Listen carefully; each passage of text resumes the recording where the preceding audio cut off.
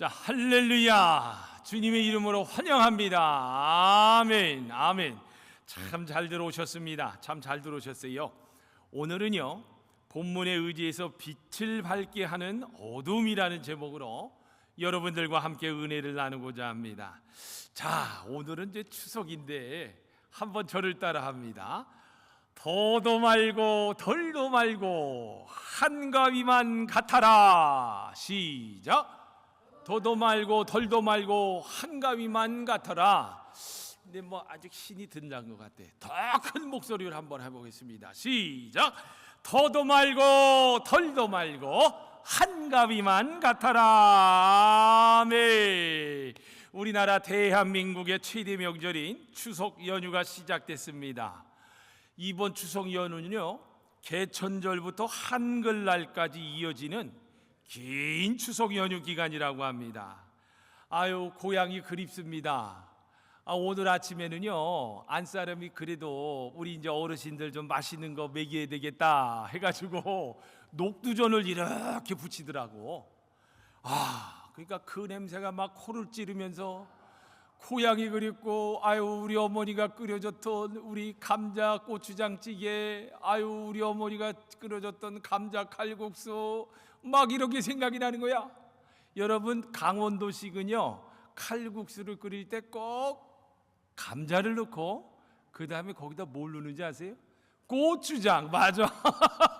강원도식이야. 아마 여기 다른 분들은 모르겠어요. 근데 강원도식은 칼국수를 할 때 꼭 그렇게 먹어요. 야, 그런 거 생각하면서 고향이 그립더라고.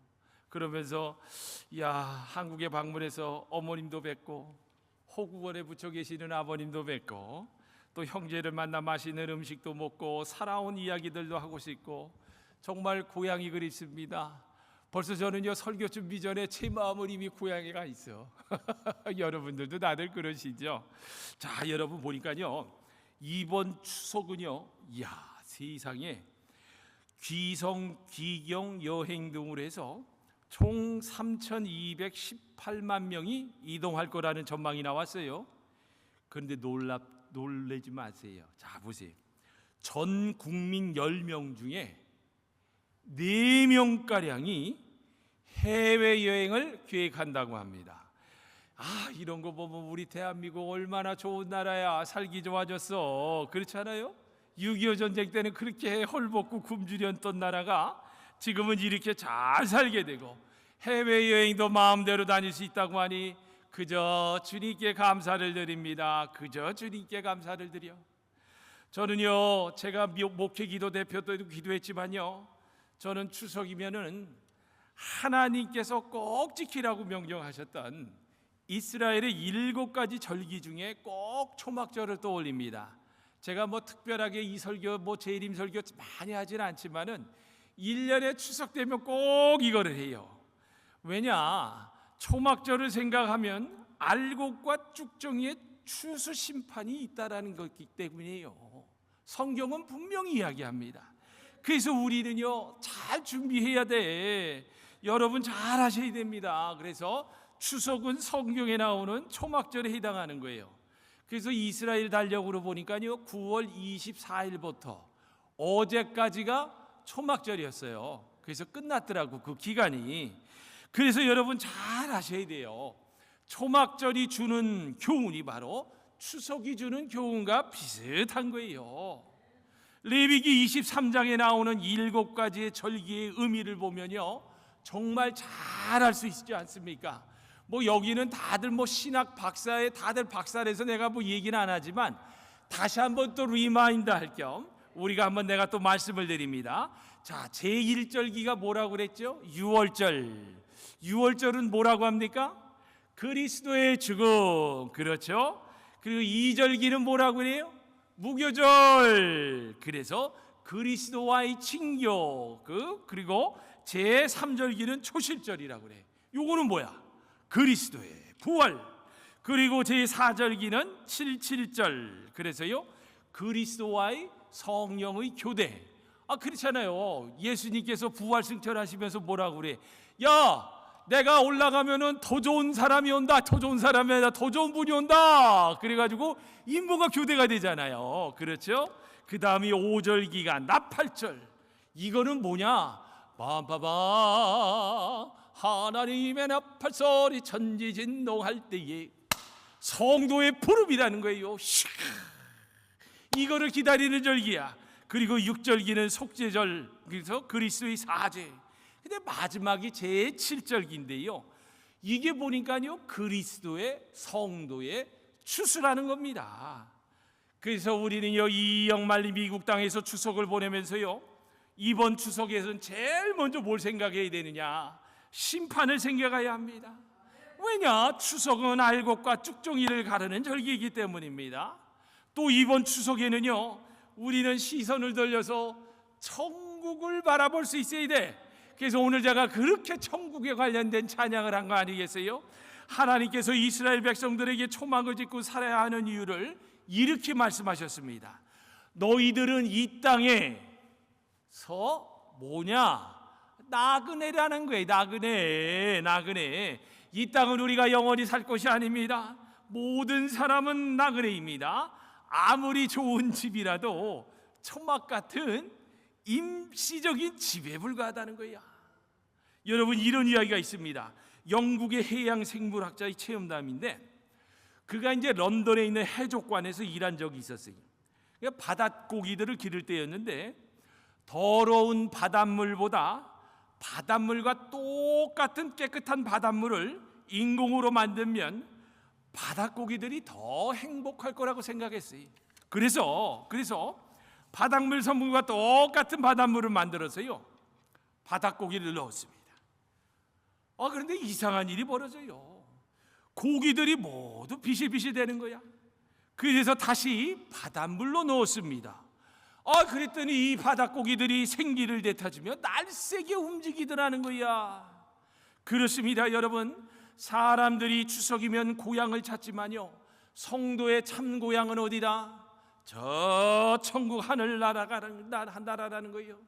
그래서 찬송가도 있잖아요. 돌아갈래 고향 하늘나라.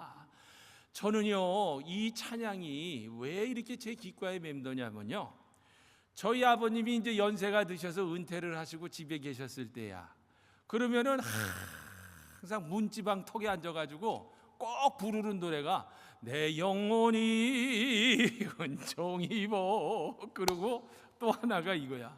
괴로운 인생길 가는 몸이. 그러면서 우리 아버님이 목청이 좋아요. 돌아갈래 고향 하늘나라.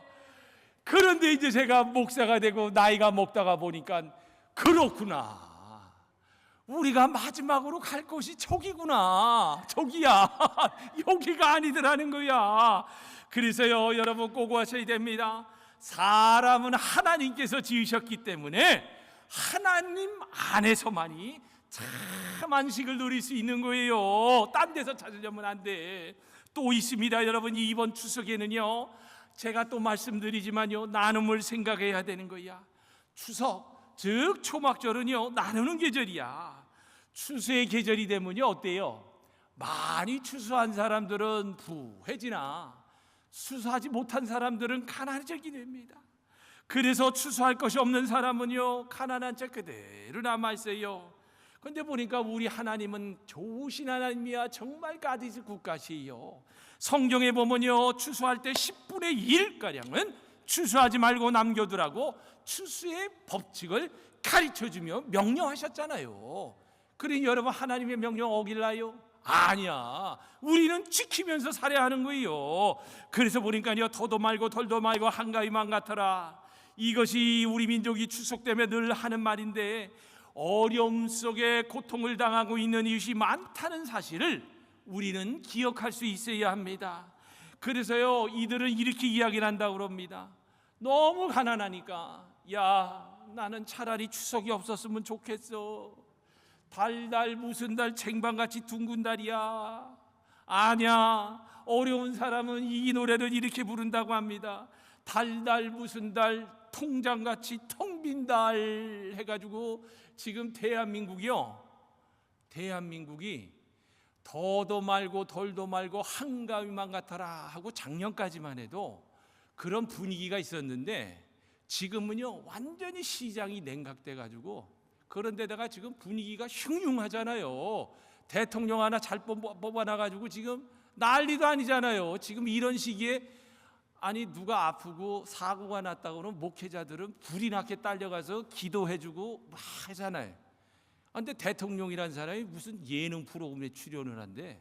그래가지고 지금 대한민국이 난리가 났어. 지금 국가 전산망이 망가져가지고 그 복구하던 사람이 자살을 하지 않나.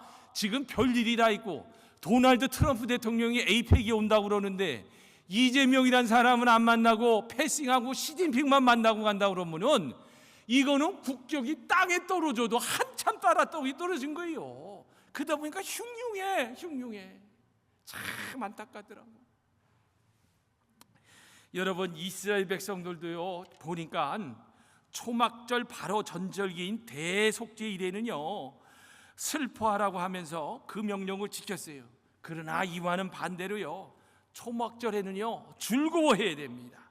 그래서 추석과 초막절은 나누는 절기야 하는 것을 절대로 잊어서는 안 되는 거야.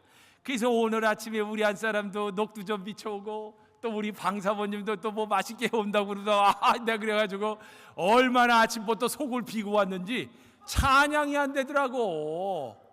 찬양이 안 돼. 사모님 맛있는 거 많이 하셨죠? 아멘.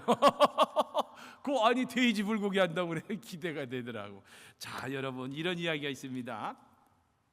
어느 도시의 큰 교회 목사님이 주일날 설교를 마친 후에 이렇게 말씀하십니다. 다음 주 설교는 제가 거짓말에 대해서 하려고 합니다. 마가복음 17장을 읽어오세요 라고 얘기를 했어. 이제 다음 주가 됐어. 그러니까 설교를 시작하기 전에 목사님이 묻습니다. 마가복음 17장을 읽으신 분들 손 드세요.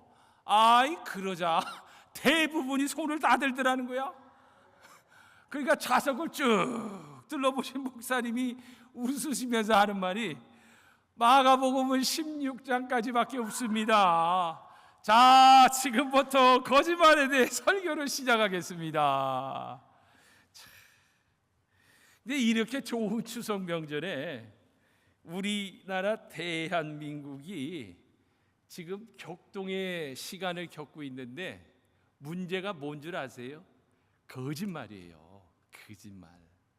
저는 이번 정권 들어와서 제가 보니까요 장관들도 다 거짓말, 대통령이 거짓말하니까 그 밑에부터 다 거짓말을 하더라고. 안 돼. 이러면 나라가 제대로 갈 수가 없습니다. 보세요. 2025년에 대한민국이 보니까요 전례 없는 정치적 위기와 혼란 속에 있습니다. 친중 종북 이재명 정부의 거짓말이요 산을 이루었어요. 그래가지고 포퓰리즘과 공정과 상식, 법치 파괴로 이어지고 있습니다. 더 이상의 희망을 찾아볼 수가 없어. 더 이상 국가의 방향성이 불투명합니다. 최근에는요 우리 이재명 대통령이 뭐라고 그러는지 아세요? 자기는 우파라고 그러면서 우파적인 일을 또 해보려고 한다고 그래. 그러니 나는 이게 이 사람이 정말 대통령인가 아닌가 할 정도로 방향성이 안 맞잖아요. 자기가 살려고 하면은 그 정책이 되는 거고 안 되면은 죽이는 거야. 우리 이진숙 우리 방통위원장 보세요. 세상에 마음에 안 드니까 법을 바꿔. 그리고 그 다음 날 체포해 가더라고. 이런 나라가 됐어. 정말입니다. 세상이 어두워지고 있어요. 그런데 그 어둠에 보니까요 교회와 목사, 성도들도 한몫하고 있습니다.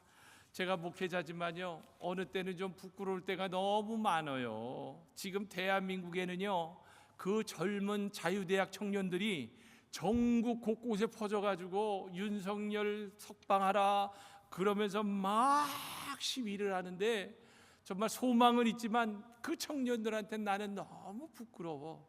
과연 내가 목회자로서 빛의 삶을 살고 있는가? 여러분 빛과 어둠 이 말은요 성경에서는요 말씀에서나 찬송이나 복음 성가에서 많이 등장하는 주제예요. 빛은 누구야? 예수 그리스도. 어두움은 사단입니다. 근데 이 둘은요 서로 반대편에 있으면서 결코 둘이 합할 수 없는 속성을 가지고 있어요. 야, 이 빛이라는 게 얼마나 위대한지요. 인디안의 우화 중에 아주 짧은 이야기가 있더라고요. 저도 깜짝 놀랐어요. 이거를 준비하면서 보세요. 해가 어두움이 무엇인지를 이해 못했어요. 그러니까요 별이 와가지고 야 해야 너는 어떻게 그걸 잘 이해를 못하니 어두움을? 그러더니 별이 해를 데리고 아주 캄캄한 굴로 갔습니다. 그러나 그 굴에 해가 들어서자마자 어두움이 완전히 사라집니다. 그러면서 별이 하는 말이 뭐라고 하는지 아세요? 야 해야 너에게는 결코 어두움을 보여줄 수 없구나라는 이야기예요. 이 우화가 말하는 것은요 어둠을 해결하는 길은 어두워진 원인을 분석하거나 제거하는 것이 아니라 우리가, 교회가, 국가가 빛이 되는 겁니다. 어둠을 물러가게 하는 길은요 빛이 이게 하는 것뿐이라는 거예요. 어둠은 결코 빛에 항거할 수 없을 뿐만 아니라 빛과는요 절대로 연합할 수 없기 때문이라는 거예요. 오늘날 많은 사람들이 지금의 세상이 썩을 대로 썩었고 정직하고 의롭게 살 수 없는 환경이 되었다고 탄식합니다.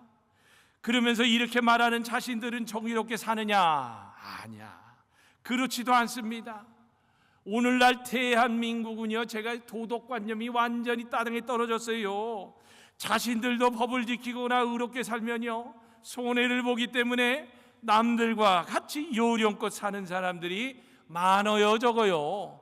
너무나도 많어.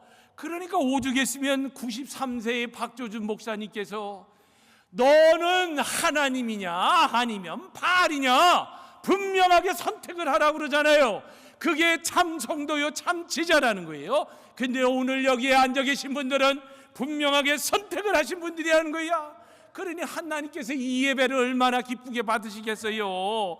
여러분, 밤이 깊다는 것은요 새벽이 가까워오고 있음을 나타냅니다. 예수님께서 이 땅에 오시기 전 400여 년은요 그야말로 어둠이었어요. 그러니까 말라키 선지자 이후에 세례의 요한이 나오기까지 하나님의 말씀을 외치는 사람도 가르치는 사람도 없었습니다. 고통스러운 노예 생활과 전쟁이 끊이질 않았습니다. 이처럼 영적인 어둠이 깊었을 때에 빛이신 예수 그리스도께서 이 땅에 오셨습니다. 그런데 이 사실을 갈라디아 4장 4절에서 뭐라고 하는지 아세요? 때가 참해. 그런데 어떠세요? 오늘날 세상을 보면은 때가 찬 것 같지 않아요? 정말 풀문처럼 죄악이 꽉 찬 것 같아. 여러분, 우리는요 다시 오실 주님은 예고가 없어요. 다만 오실 때를 가늠할 수 있는 징조만 보여주신다고 하셨습니다. 그런데 오늘 본문이 바로 좋은 예들하는 거야. 오늘 본문의 그 징조와 함께 징조가 보이는 때에 성도가 가져야 할 자세를 잘 가르쳐주고 있다는 거예요. 그래서 저는요 오늘 여러분께 주고 싶은 말씀이, 이제는 죄악이 관영한 세대에 우리가 살고 있으니까 때가 찼다는 것을 알고 영적으로 각성해서 예수님이 언제라도 오신다면 준비해서 다 들림받게 하려고 오늘 말씀을 준비했다라는 거예요. 보니까요 첫 번째로 보니까 주님의 재림을 보이는 징조가 있더라는 거야. 오늘 본문 38절을 제가 계획성곡으로 다시 읽어드립니다. 주인이 혹 2경에나 혹 3경에 이르러서도 종들이 이같이 하는 것을 보면 그 종들은 복이 있으리로라고 하셨습니다. 여기서 2경이나 3경이라는 것은요 주인이 올 가능성이 있는데 아주 사람들이 졸음을 참기 어려운 시간대에 오신다라는 겁니다. 이 시간대는 밤이 가장 깊은 때이며 사람들이 깨어있기가 가장 어려운 고통스러운 때입니다. 주님께서는 오늘 본문에서 우리 성도들에게 일을 맡기고 출타한 주인을 기다리는 종으로 표현했습니다. 종은요 주인이 어느 때에 돌아올지 모르기 때문에 뭐라고 해요? 오늘 본문에서 깨어 있으라. 깨어 있으라. 주인이 문을 두드리면 즉시 열어줘야 하기 때문이라는 겁니다. 그래서 우리가 주의해야 할 첫 번째 요소는요, 주인이 돌아오는 시간입니다. 주인이 돌아온다는 것은요, 보니까 크게 두 가지로 볼 수가 있어요. 첫 번째가 예수님의 재림입니다. 그렇죠? 이날은 온 세상의 종말이 될 겁니다. 그리고 다른 하나는요, 성도 개인에게 이루어지는 종말인데 죽음이라는 거야. 이 두 종말은 성격이 다르고 징조도 다릅니다. 그러나 우리를 부르기 위하여 주인이 돌아오는 시간을 알지 못하기 때문에 준비하고 대비하는 자세만은 똑같은데 그게 뭐냐? 깨어 있으라는 거예요. 깨어 있으라는 거. 다음으로 우리가 또 주의해야 할 두 번째 요소는요, 주인이 돌아올 징조라는 거야. 그런데 보니까요, 이 징조에 대하여 마가복음 13장 5절에서 22절까지를 보면 너무나 잘 이야기해 주고 있잖아요. 그런데 그 징조를 보니까요, 제가 요약을 해드립니다. 거짓 그리스도가 많이 나타난다라고 합니다. 여러분, 지금 거짓 그리스도가 제가 작년에만 전할 때만 해도 한 30여 명 된다고 그랬죠. 지금은 셀 수가 없어요, 대한민국에. 이 미국 땅은 오죽하겠어요. 자, 보세요. 그 다음에 세상에서 불법이 횡행하며. 오늘날 세상을 보면 우리처럼 법 지키고 사는 사람들이 맨날 당하고 사는 세상이야. 또 보세요. 싸움으로 가정의 파괴가 많아지며, 그 다음에 자연재난이 일어나며, 민족들이 분규가 일어나고, 세계 곳곳에서 지진과 기근 등이 일어나며 성도에 대한 핍박이 심해지며, 여러분, 이번에 죽은 찰리 커크라는 그 청년의 죽음을 통해서 저는 제가 깨달은 게 뭐지 않아요? 야, 이제 예수님께서 곧 오실 때가 됐구나. 보세요, 징조라고 하잖아. 성도에 대한 핍박이 심해지며, 그 사람은 옳고 그름을 아주 예의 바르게 토론한 사람이에요. 그리고 성경에 있는 가치가 최고인 걸 알고 그 가치를 전파하는데 죽여버리잖아. 근데 지금 이런 시대에 지금 우리가 살고 있습니다. 그러면서 우리는 얼마나 안타깝습니까? 이 시대가 지금까지의 어두운 시대보다 점점 어두움에 짙어가는데, 교회는요 점점 더 타락해 가고 있어요. 여러분 아시잖아요. 교회가 WCC에 가입이 된다 그러면 여러분, 그게 참 교단입니까? 아닙니까? 아니죠. 우리는 예수님만이 진리인 사람들이야. 그 아멘이죠. 거기는 예수님만이 진리라고 안 해. 그런데 오죽 많았으면요, 요즘은 성도들이 WCC 그거 뭐 가입하든 안 하든 뭐 별 신경 쓸 거 아니지 않아요? 그래서 이번에 합동 측에서 WEA, 그것도 마찬가지입니다. WCC하고 종교 통합을 하는 단체입니다. 그런데 합동해서 그걸 이번에 또 통과를 시키더라고. 한국에서 제일 큰 교단인. 그러니 제가 이제 세상이 교회가 배도를 이렇게 할 정도라면은 세상은 점점 더 악으로 어둠으로 향해 가고 있는 거다. 그런데 보니까 이게 바로 주인이 돌아오는 징조들이라는 거야. 두 번째입니다. 그래서 우리가 징조가 나타날 때 우리가 가져야 할 자세가 있는 거야. 여러분, 유명한 화가 그 홀맨 헌터라는 분이 세상의 빛이라는 제목의 그 성화를 그린 게 있는데요. 우리가 잘 아는 이 성화는요, 굳게 닫힌 문 밖에서 예수님이 한 손에는 등불을 들고 다른 손으로는 이렇게 문을 똑똑똑 두드리는 모습입니다. 하나님께서 어두움이 절정에 달할 때에 빛이신 예수님을 세상에 보내셨습니다. 이 예수님은 어둠에 갇힌 사람들의 굳게 닫힌 마음의 문을 두드리시면서 말씀하십니다. 잘 들으세요. 볼지어다 내가 문 밖에 서서 두드리노니 누구든지 내 음성을 듣고 문을 열면 내가 그에게로 들어가 그로 더불어 먹고 그는 나로 더불어 먹으리라. 아멘. 그렇습니다. 여러분, 문을 두드리시는 주님께 문을 열어드리는 것이 성도라는 거야. 우리가 전에는요 어둠이었지만 빛이신 주님께서 우리에게 들어오심으로써 우리는 빛을 발하는 등불이 되었습니다. 오늘 본문 37절에서 주님께서 말씀하십니다. 주인이 와서 깨어있는 것을 보면 그 종들은 복이 있다고 하지 않습니까? 그러나 주인이 오실 때 어둠인 채로 있거나 잠들어 있다면요 영원한 생명의 나라는 멀리 떠나가 버리고만 나라는 거야. 여러분, 깨어 있으면요 뭘 상징하는가 봤더니요 저는요 신앙생활의 영적 각성을 의미한다고 봅니다. 여러분, 불법이 성하고 이로 인하여 사람들이 사랑이 식어지고 서로 믿지 못하는 시대일수록 더욱 심지를 돋우고 불빛을 높이 드려야 하는 거예요. 어둠이 깊을수록 등불은 더욱 밝게 빛납니다. 여러분의 에베소서 5장 8절에서 11절을 보면요 너희가 전에는 어둠이더니 이제는 주 안에서 빛이라. 빛의 자녀들처럼 행하라. 빛의 열매는 모든 착함과 의로움과 진실함에 있느니라. 주께 기쁘시게 할 것이 무엇인가 시험하여 보라. 너희의 열매는 어둠의 일에 참여하지 말고 도리어 책망하라. 이게 바로 깨어 있음이라는 거예요. 여러분, 어떤 청년이 있었어요. 근데 이 청년이 결혼식 날짜를 잡아놨어. 근데 아마 이 청년이 머리가 똑똑했나 봐. 그러니까 이제 자기가 하는 연구가 있었어요. 그래가지고 이제 자구 연구에만 열중하던 나머지 결혼식 날을 잊어버렸어. 근데 이때 사람이 찾아와서 아니 학생 청년 저 뭐 잊어먹은 거 없으세요? 라고 물었습니다. 아니요, 아무것도 없는데요. 그러면서 오히려 의아해서 묻습니다.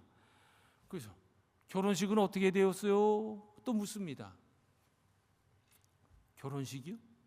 그러니까 이 말에 이 청년이 아이고 결혼식이 있었구나 하고 정신이 파딱 들더라는 거야. 그런데 이거 웬걸, 신부 될 사람은요 결혼식을 잊어먹는 사람이면 필요 없다.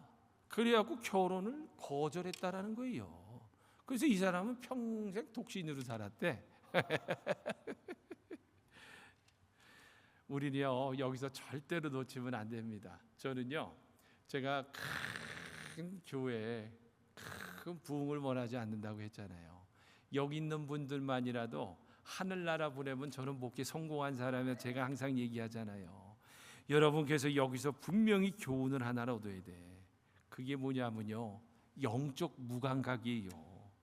성도가 세상 일에 빠져서 영의 깊은 잠을 자고 있다가 어느 날 갑자기 나를 부르시거나 주님께서 큰 나팔 소리와 함께 공중 강림하신다면은 영원한 생명이 걸린 천국의 혼인잔치에 참여 못한다는 걸 우리가 알아야 되는 거예요.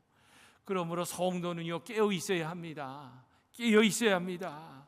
이번 추석에 알곡이 되어야 하지 않겠어요? 쭉정이가 되어 기회를 놓치면 돼요? 안 돼요? 안 돼. 절대로 안 됩니다. 절대로 안 돼. 조금만 더 있다라고 깨우심을 연기하거나 세상 일에 몰두하면서 깨어있는 것을 잊어버리고 있거나 세상의 불법을 탄식하면서도 깨어있기를 잊는다면 그날이 도적같이 이르게 된다는 것을 여러분 깨달아야 돼요. 이게 바로 초막절의 교훈이요 추석의 교훈이라는 겁니다. 사랑하는 성도 여러분, 어둠은 빛을 더 밝게 하는 것임을 잊지 마세요. 세상에 죄악된 어두운 성도가 잠들도록 유도하지만요 성도는요 깨어 있어야 합니다. 자신에게 맡겨진 거룩한 직분을 잊어서는 돼요? 안 돼요? 안 돼. 성도는 깨어 있어야 하면서 우리는 항상 주님의 사랑을 입은 자들입니다. 그래서 우리는 빚진 자라는 심정이 있어야 돼요. 빚진 자라는. 어느 성도님의 간증이에요.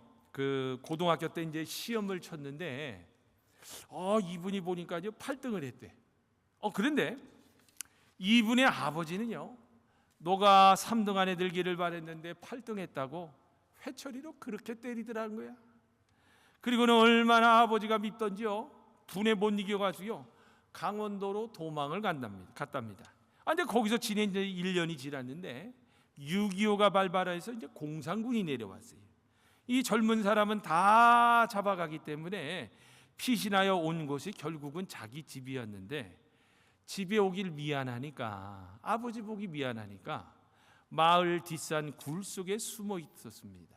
그런데 이제 마을 사람들이 그걸 보고서 그 아버지한테 알려줍니다. 그러니까 이 아버지가 아들이 있는 곳을 찾아가면서 울면서 반기면서 아이고 내 아들 살아 있었구나 그러면서 그 아들을 굴 속에 계속 숨겨주면서요, 목숨을 걸고 공산군한테 들키면은 자기 아들이 전쟁에 잡혀갈까 봐 아침 저녁으로 음식을 날라다 주고 옷을 갖다 주었습니다. 그런데 어느 날 밤에 음식을 가져다 주고 오던 아버지가요, 공산당에게 발각이 되어서 그만 생명을 잃어버려. 그리고 후에 휴전이 되어 집으로 돌아온 아들은 그때서야 그 소식을 듣게 됩니다. 그리고 공부 못한다고 때리시는 아버님이 아니라 죽음을 무릅쓰고 자신을 위해 먹을 것을 아침 저녁으로 날라라 주던 사랑의 아버님이라는 것을 깨닫게 되었다는 거예요. 그러면서 책을 냈습니다. 날 위해 죽으신 아버지, 날 위해 죽으신 아버지, 날 구원하신 예수를 영원히 찬송하겠네.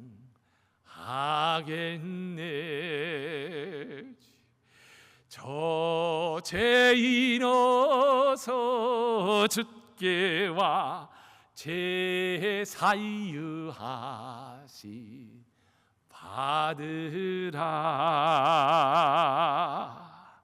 날 위해 죽으신 아버지라는 거예요. 이런 아버지의 사랑을 잃어버리고 있었음을 뉘우친 아들은 돌이켜서 살아계신 어머님을 잘 봉양하며 훌륭한 교육자로 큰 업적을 남기고 돌아가셨다라는 이야기입니다. 날 위해서 죽으신 아버지, 날 위해서 죽으신 예수님, 주님의 십자가에도 아들을 보내어 우리를 위해 희생케 하신 엄청난 하나님의 사랑, 그리고 우리를 살리기 위하여 예수님께서 십자가에서 죽으시고 다시 부활하셨다는 사실을 알고 있는 우리는요, 어떤 삶의 자세가 필요한 줄 아세요?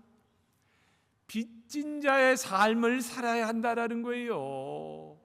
오늘날 왜 교회가 영향력을 잃었는지 아세요?